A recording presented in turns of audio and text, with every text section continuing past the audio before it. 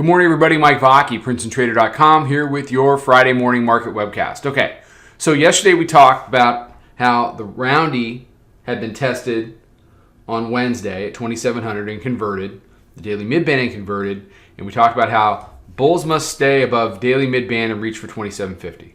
Well, that's what they did. They held the daily midband.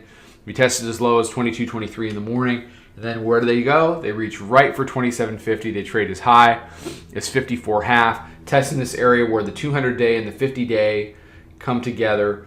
So far, that area is resistance. So as we hop over to the hourly chart, you can see they tested monthly pivot, the 200-day, the 50-day, and they have held that as resistance. The bands are tightening up. We've pretty much been in, it's not a two-handle range. It's more like a 10, 15 going on 20-handle range for the last 12 to 14 hours. As soon as we popped it and they rejected that pop, we held above. Now we're trading below a little bit. So Europe has kind of walked it down. We spent we got short,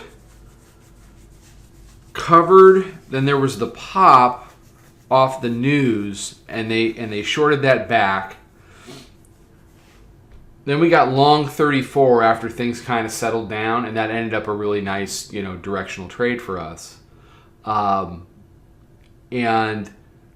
we were long 38 last night. 36 had tried to hold. That was effectively, at this point, that was the hourly mid-band.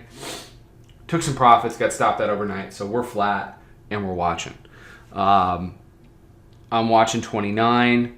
I'm watching 36 up above to see if that support area wants to be resistance now. And it's the last day of the month. So the number one thing that we're doing in here is we're protecting profits from a really nice week and a really nice month. And the 11th really nice month of 2018. So if the bears can turn daily pivot and hourly mid-band into resistance, these bands are going to expand today. In what direction? I have no idea, and I don't really care.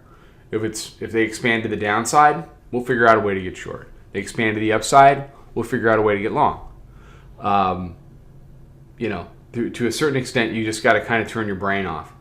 The tip-off will be, at what point does the mid-band go consistently support or consistently resistance? Now, door number 3 is going to be, let's trade in between the bands all day long and chop everybody up into the end of the month. That's possible. And if that happens, we just, we're not going to participate. And there have been moments this week where the market has been really, really choppy. Think back to Tuesday. It's a mess, right?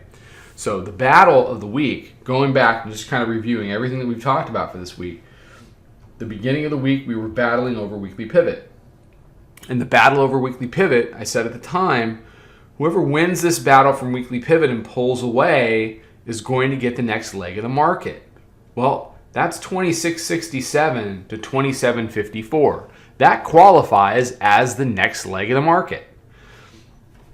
Once they figured out weekly pivot and they pulled away overnight, they came back and tested that hourly mid-band. We printed those lows down at 84.25 on Wednesday, and then it was up and away.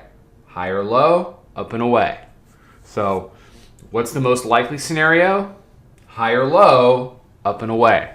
And the bears are going to have to keep pressure on to overcome that. Okay, everybody have a great day. Have a great weekend. We'll be out with some stuff on social. Check all that out. I will talk to you then, and until then, trade them well. See you in December. Follow us over on Twitter, Instagram, and Snapchat at Princeton Trader. Check us out on Facebook and join us for a free trial at www.princetontrader.com. Trade them well.